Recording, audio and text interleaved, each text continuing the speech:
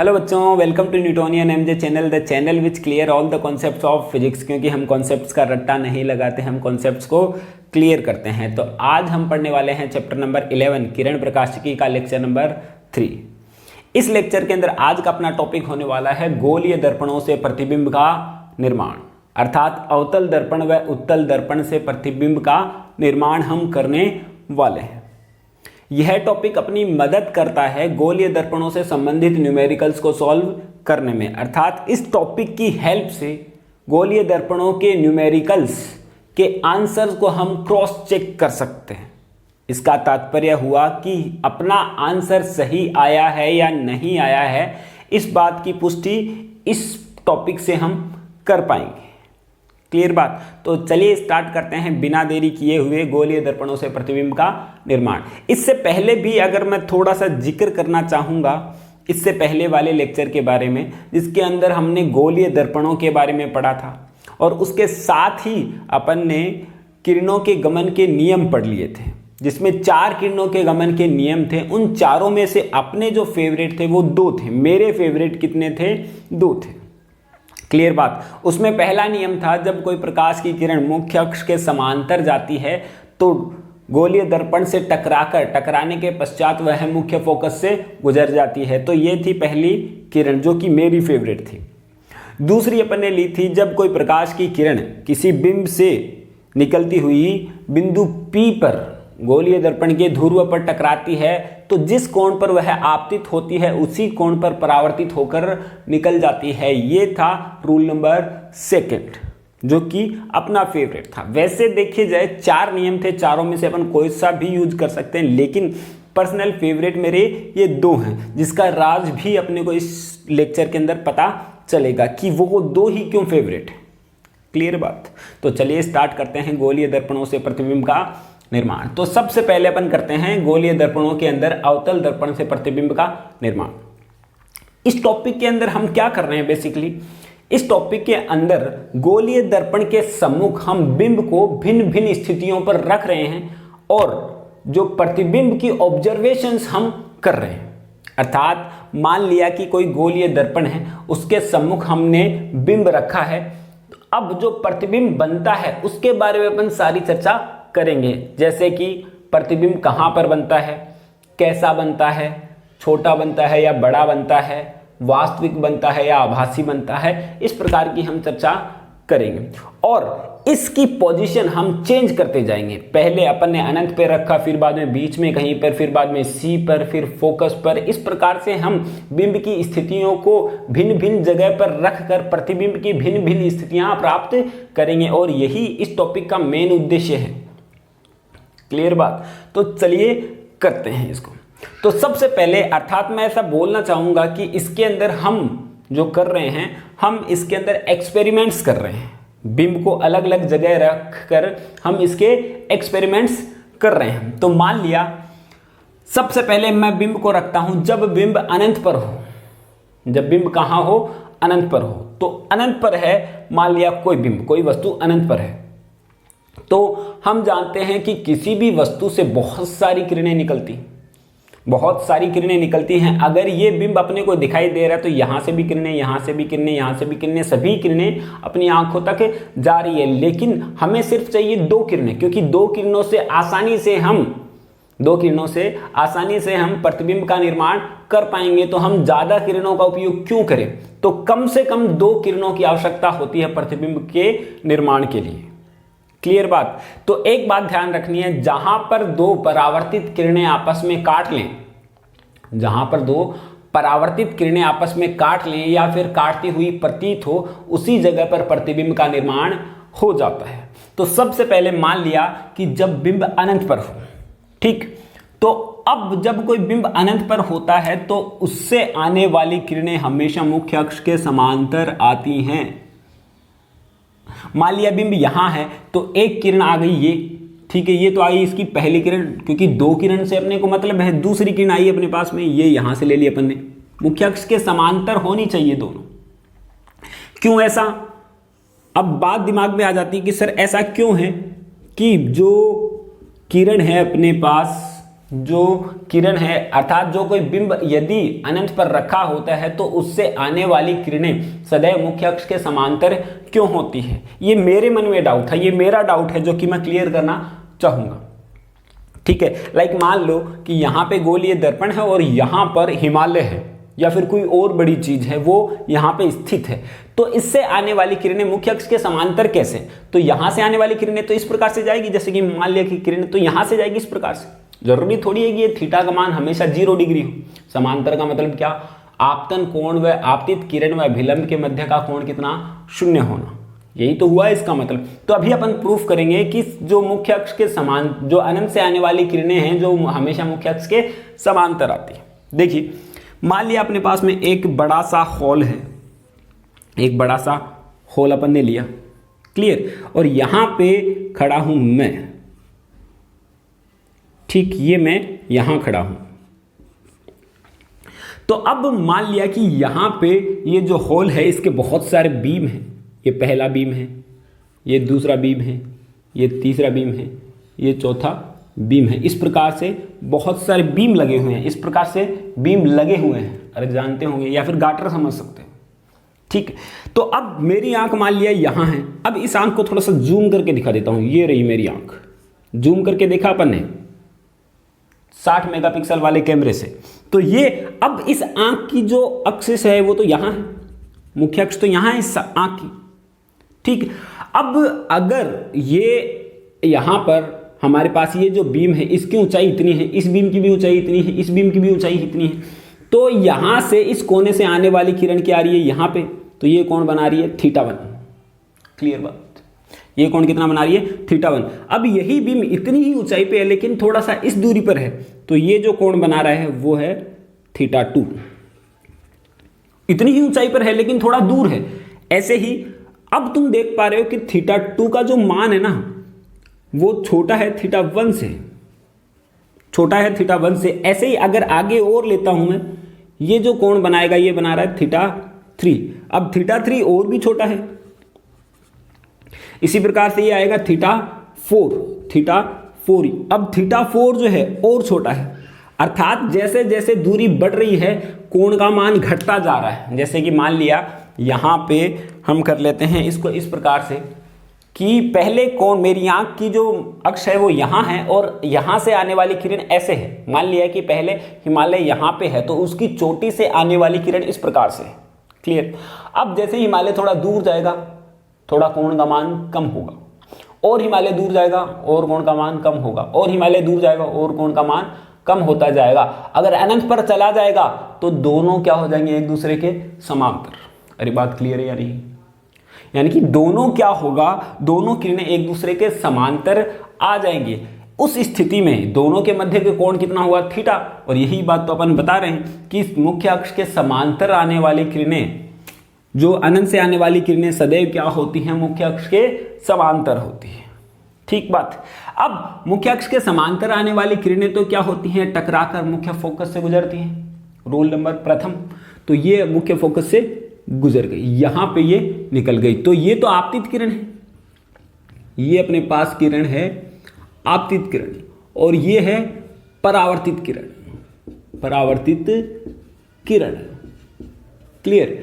और इसी प्रकार से ये टकरा कर किस साइड में जाएगी, इस साइड में जाएगी, ठीक है। और ये आपतित किरण, ये आपतित किरण, और ये किरण है परावर्तित किरण, परावर्तित किरण, क्लियर। अब दो परावर्तित किरणें कहां पे काट रही हैं, मुख्य फोकस पर। दो परावर्तित किरणें कहां पे काट रही हैं, मुख्य फोकस पर, अर्थात जो प्रतिबिंब बनेगा फोकस पर बनेगा, फोकस पर, क्लियर। पहला तो फोकस पर बनेगा, और जब दर्पण के इस साइड में बन रहा है, जब अंदर की ओर बनता है, जैसे कि समतल दर्पण के अंदर, समतल दर्पण अपन यूज करते हैं तो उसके अंदर प्रतिबिंब अनंत जो अंदर की ओर बनता है, तो उस स्थिति में हम जो प्रतिबिंब लेते हैं वो आभासी लेते हैं, क्योंकि उसको अपन छू नहीं सकते हैं। तो इस स्थिति में जब प्रतिबिंब इस साइड में बन रहा है तो प्रतिबिंब किधर बनेगा, वास्तविक बनेगा, वास्तविक बनेगा, ठीक। अब कैसा बन रहा है, बिंदुनुमा, ना तो ऊपर बन रहा है ना ज्यादा नीचे बन रहा है, तो किस प्रकार का बना, बिंदुनुमा, बिंदु नुमा। अगर गोलीय दर्पण के इस साइड में बनता है, अंदर की ओर बनता है, तब प्रतिबिंब सीधा बनता है। जैसा कि हमने देखा समतल दर्पण में, समतल दर्पण के अंदर अगर हम उसके सम्मुख खड़े हैं तो अपना प्रतिबिंब दर्पण के अंदर सीधा बनता है। तो इसके अंदर कैसा बनेगा? उल्टा बनेगा। कैसा बनेगा? उल्टा बनेगा। ये 4 चीजें हमने देखी हैं प्रतिबिंब के बारे में, ये प्रतिबिंब के बारे में है। तो इन 4 चीजों के बारे में हम हर पोजीशन के अंदर डिस्कस करेंगे। तो पहली स्थिति तो ले ली अपन ने, जब बिंब कहाँ हो? अनंत पर हो। यही तो अपन बता रहे थे कि प्रतिबिंब की स्थितियां भिन्न भिन्न जगह पर रखेंगे, उससे प्रतिबिंब पे क्या प्रभाव पड़ेगा। इन चारों चीजों पे अपन डिस्कस करने वाले हैं। ठीक है, तो एक अपने पास में हो गया जब बिंब अनंत पर हो। अब अगला एक्सपेरिमेंट कर लेते हैं। अगला एक्सपेरिमेंट, अनंत मतलब बहुत दूरी पर। अब मैं यहां पे बिंब रख देता हूं, यानी कि जब बिंब कहां हो? अनंत व सी के मध्य। सेकेंड ले लेता हूं, बिंब अनंत व सी के मध्य हो, सी के मध्य हो। अनंत व सी के मध्य अपन ने किसी बिंब को स्थापित किया है, तो कर देते हैं, क्या दिक्कत है। तो ये मान लिया अपन ने अवतल दर्पण, ये रहा अपने पास अवतल दर्पण, ये अपने पास में अवतल दर्पण आया है, और ये आया बिंदु P, और ये बिंदु F, और ये बिंदु C। हम जो और यहां पर कितना है? अनंत है। ठीक बात। और इस जगह पर मान लिया अपने पास में कोई बिंब स्थित है AB, ये बिंब है AB। अब इससे किरणें कितनी गुजर सकती है? 4 किरणें गुजर सकती है, लेकिन हमें यूज करनी है सिर्फ 2, और 2 कौन सी? जो मेरी फेवरेट। ठीक है, एक तो समांतर वाली, ये समांतर गई किरण, तो टकराने के पश्चात कहां से? मुख्य फोकस से गुजर जाएगी। दूसरी किरण मैं लेता हूं बिंदु P पर, तो ये बिंदु P पर अपन ने ली, तो ये टकराने के पश्चात जितने कोण पर, I कोण पर गई, तो उतने ही कोण पर बाहर निकल जाएगी। तो प्रतिबिंब बनेगा इस जगह पर। ये कोण कितना होगा? R। तो प्रतिबिंब जो बन रहा है ये AB है, तो ये बना A डैश B डैश। कहां बना? A dash B dash. तो प्रतिबिंब कैसा बना? पहला तो F व C के मध्य, देखो F व C के मध्य, क्लियर। उसके पश्चात वास्तविक, क्योंकि दर्पण से इस दिशा में बन रहा है तो वास्तविक। उसके पश्चात बिंदुनुमा तो नहीं बन रहा है, छोटा बन रहा है। कैसा बन रहा है? छोटा बन रहा है। उसके बाद में उल्टा बन रहा है। तो ये स्थिति अपन ने प्राप्त कर ली है। थर्ड स्थिति अपन प्राप्त कर रहे हैं अपने पास, जब बिंब C पर स्थित हो। ठीक, अर्थात बिंब अपने को स्थापित करना है इस जगह, ये रहा यहां पर बिंब। क्लियर बात। अब इसके लिए 2 किरणें अपन वापस लेंगे। ये बिंब लिया अपन ने AB, एक किरण तो जाती है मुख्य अक्ष के समांतर, तो टकराने के पश्चात वह मुख्य फोकस से गुजरती है। क्लियर बात। सेकेंड किरण लेते हैं अपन बिंदु P पर जाने वाली, और ये जाती है इस प्रकार से, तो यहां पे ये दोनों आपस में काटती है। ठीक है, तो यहां पे प्रतिबिंब बना A dash B dash, A dash B dash. तो अपन ने देखा कि बिंब अगर C पर है तो प्रतिबिंब भी कहां पे बन रहा है? C पर, यानी कि प्रतिबिंब C पर, कोमा कैसा बन रहा है? वास्तविक, उल्टा, बिंब के बराबर, बिंब के बराबर। क्लियर है। तो ये तीनों चीजें अपने पास में, ये 4 चीजें अपने को डिसाइड करनी थी, जो कि अपन ने बता दी। ठीक है, अब चौथी कंडीशन है, जब बिंब C व F के मध्य स्थित है। इस बार अपने को बिंब स्थापित करना C व F के मध्य, तो यहां पे अपन ने लिया बिंब, ये लिया A और ये लिया B। क्लियर। अब 2 किरणें जो अपन यूज करते हैं, तो पहली किरण मुख्य अक्ष के समांतर, तो समांतर जाने वाली किरणें फोकस से गुजर जाएंगी। दूसरी किरण अपन लेंगे बिंदु P पर आपतित होने वाली, जो कि R कोण पर निकल जाएगी, जिससे प्रतिबिंब का निर्माण होता है A डैश B डैश, जो कि किस प्रकार कहाँ पे बनता है, C व अनंत के मध्य, C व अनंत के मध्य, एक पॉइंट हुई। सेकेंड, वास्तविक बन रहा है, इस साइड में ही तो बन रहा है। दर्पण के जब इस साइड में प्रतिबिंब बनता है इस पर अपन बोलेंगे कि यह है वास्तविक बनता है, तो ये है बन रहा है वास्तविक। और उल्टा साथ ही साथ में बिंब से बड़ा बन रहा है, बिंब रहा अपने पास में ये वाला और प्रतिबिंब रहा ये, बिंब से बड़ा, बिंब से बड़ा बनता है। तो 4 कंडीशन अपने पास में हो गई है।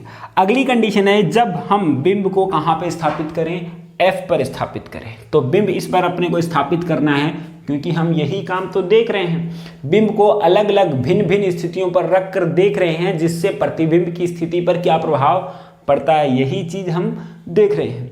तो इस बार हम देख रहे हैं यहां पर, ये रहा अपने पास में बिंब AB, क्लियर। अब 2 किरणें जो अपन यूज करते हैं, तो एक किरण तो गई मुख्य अक्ष के समान, तो टकराने के पश्चात ये चली गई इस प्रकार से। दूसरी जाती है किरण बिंदु P पर, बिंदु P पर ये किरण गई और ये चली जाती है इस प्रकार से, क्लियर। तो अब हम देख पा रहे हैं कि दोनों परावर्तित किरणें कहीं काट ही नहीं रही हैं। दोनों परावर्तित किरणें कहीं पे काट रही हैं क्या? नहीं, दोनों क्या है, एक दूसरे के समांतर है। कहां पर है? दोनों एक दूसरे के समांतर है। तो समांतर है तो हम बोलेंगे कि प्रतिबिंब कहां पर बनेगा? अनंत पर। कहां पे काटेंगे वो? अनंत पर। नहीं काटेंगे अपने को पता है, लेकिन फिर भी अनंत तो अपन ने देखा नहीं है, तो काटती है ये अनंत पर। अपन ऐसा भी बोल सकते हैं कि ये नहीं काटेंगी, लेकिन इसने काट के बता दी तो हम काट के बता देंगे, क्योंकि अनंत तो है ही नहीं, तो अनंत पर काटेगी। और काटेगी किधर? इस साइड में। तो कैसा बनेगा? वास्तविक। वास्तविक उल्टा किस साइड में बनेगा? यहीं पे तो काटेगी, मान लिया अनंत यहां पर, तो यहां पर ये काटती हैं तो उल्टा बना और बहुत बड़ा बनता है, बहुत बड़ा बनेगा। ये सारा इमेजिनरी है, काल्पनिक है, ये वास्तविक नहीं है। आई बात समझ में? पहली बात तो हम वो चाहता तो ऐसा भी बोल सकता था कि ये काटेंगी ही नहीं, ठीक है, लेकिन सारी कंडीशंस उसको तय करनी थी तो उसने ये कर लिया। तो उसने एक आइडिया सोचा कि हम काटेंगी नहीं, तो कहां पे बता दी उसने? अनंत पर, क्योंकि अनंत वैलिड नहीं है, तो इस वजह से ये बात उसने बता दी।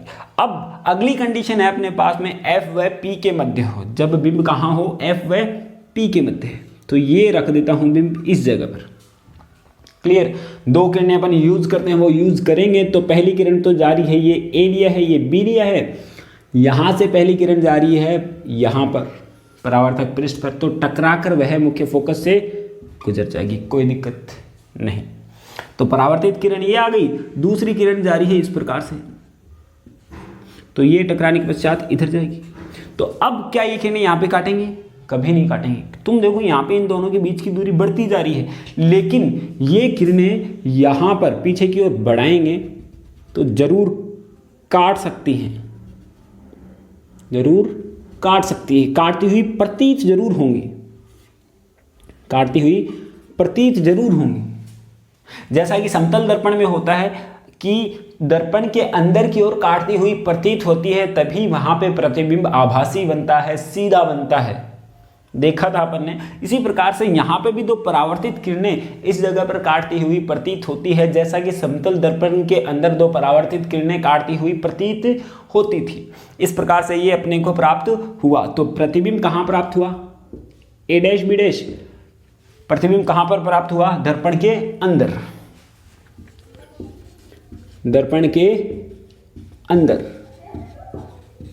क्लियर। सेकेंड पॉइंट कहाँ पे प्राप्त हो रहा है? दर्पण वास्तविक बन रहा है या आभासी? क्योंकि दर्पण के जब अंदर बन रहा है तो किस प्रकार का बनेगा? ये आभासी, ठीक है। तो यहां पे ये बना आभासी। अगला पॉइंट है सीधा बन रहा है, इस बार किस प्रकार का बन रहा है? सीधा बन रहा है, तो ये बना सीधा, और उसके पश्चात ये बन रहा है बड़ा, बिंब से बड़ा, बिंब से बड़ा। अब ये कंडीशन हो जाती है अपने पास में 6 कंडीशन। इन 6 कंडीशन के अंदर एक ही कंडीशन ऐसी है कि बिंब जब आभासी बन रहा हो, अदरवाइज सारी की सारी कंडीशन अपने पास में किस प्रकार की हैं, वास्तविक वाली कंडीशन है, वास्तविक और उल्टा बनता है। सिर्फ एक कंडीशन के अंदर ऐसा होता है। तो ये सारे के सारे टर्म्स अगर अपने को याद है तो हम आसानी से जान पाएंगे कि बिंब कहाँ पर बनेगा। अगर अपने को कोई वैल्यू दे रखी है और उससे अपन प्रतिबिंब की स्थिति प्राप्त कर रहे हैं और अपनी सही है या नहीं है, इनसे तुम पता लगा सकते हो। अगर ये चीज़ें आपके ध्यान में है तो आप क्रॉस चेक कर पाओगे कि अपना आंसर ठीक है या नहीं है। तो बहुत इंपॉर्टेंट है ये, क्लियर बात। तो अब इसकी स्थिति किधर रखें अपन, अब बिंब को इस साइड में रखें, लेकिन इस साइड में रखने का तो कोई मतलब नहीं है, क्योंकि पॉलिश किए हुए भाग के सामने कौन ही बिंब को रखेगा।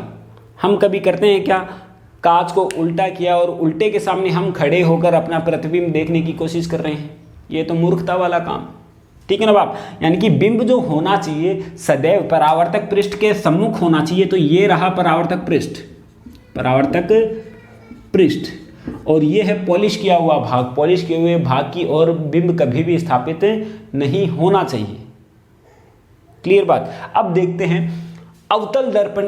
अवतल दर्पण के द्वारा हमने प्रतिबिंब का निर्माण देख लिया है। अब हम देखेंगे उत्तल दर्पण के द्वारा प्रतिबिंब का निर्माण। तो देखते हैं अपन,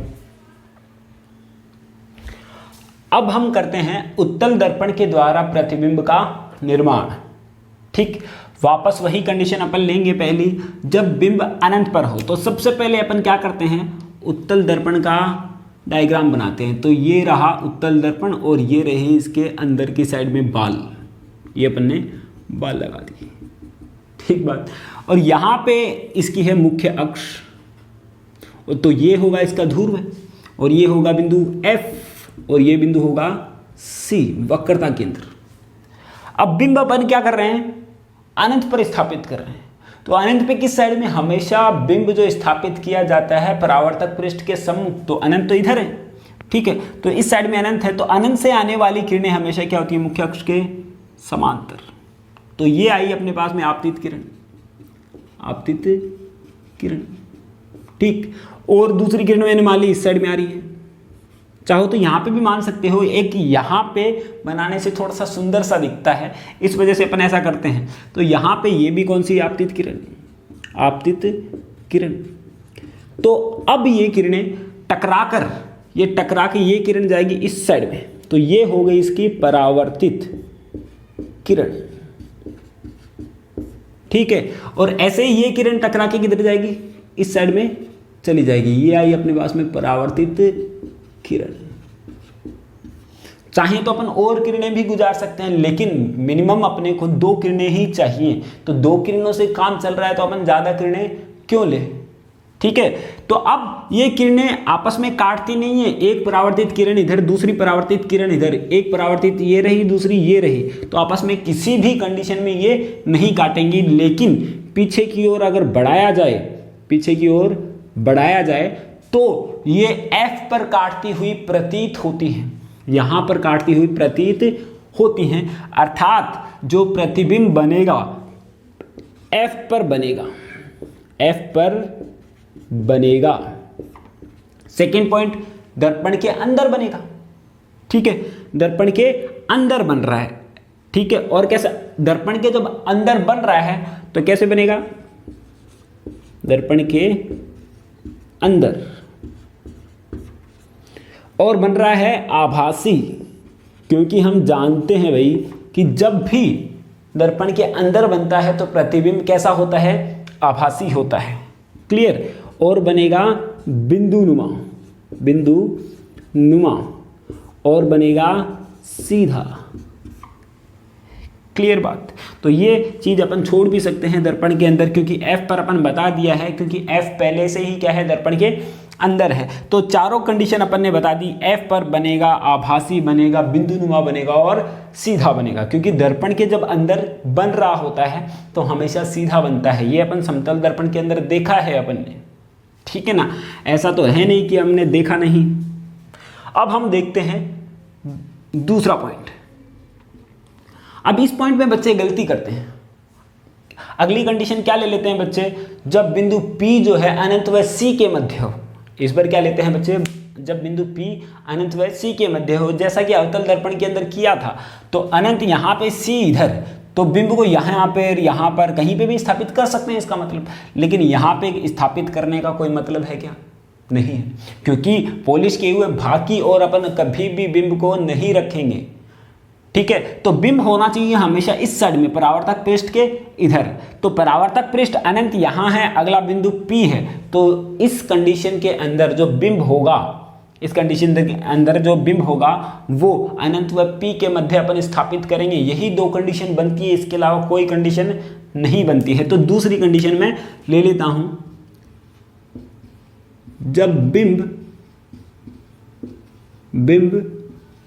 अनंत व P के मध्य हो, अनंत व P के मध्य हो।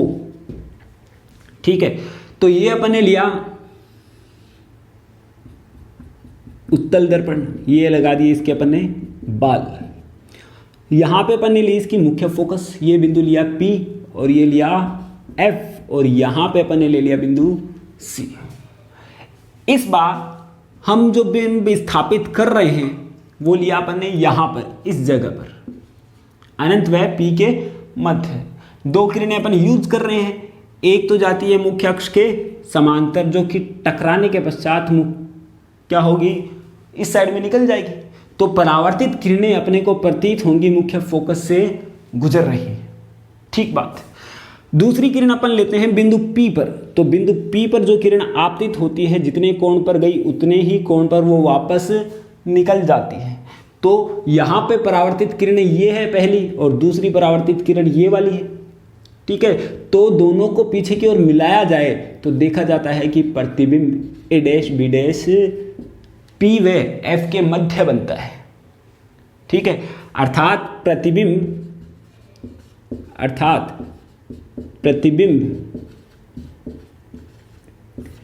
P व F के मध्य, P व F के मध्य। क्लियर। सेकंड, छोटा आभासी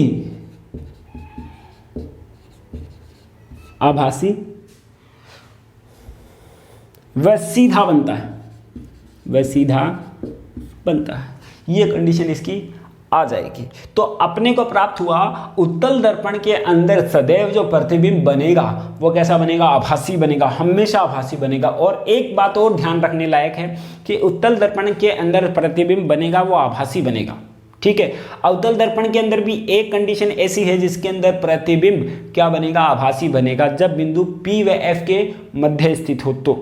तो अब हमें पता कैसे चलेगा कि ये उत्तल दर्पण के द्वारा है या अवतल दर्पण के द्वारा है, जब अपन इसकी प्रॉब्लम सॉल्व करेंगे। तो बस ध्यान रखना है कि अगर सीधा दे दे, प्रतिबिंब सीधा बन रहा है दोनों के अंदर, अगर प्रतिबिंब छोटा दे दे, प्रतिबिंब बिंब से छोटा आएगा, तब हमेशा वो बनाया गया प्रतिबिंब कौन सा दर्पण के द्वारा है, उत्तल दर्पण के द्वारा है। क्योंकि अवतल दर्पण हमेशा बड़ा प्रतिबिंब बनाता है अगर आभासी बना रहा है तो, और जबकि उत्तल दर्पण जो है वो हमेशा छोटा प्रतिबिंब बनाता है, आभासी प्रतिबिंब होता है सदैव इसका।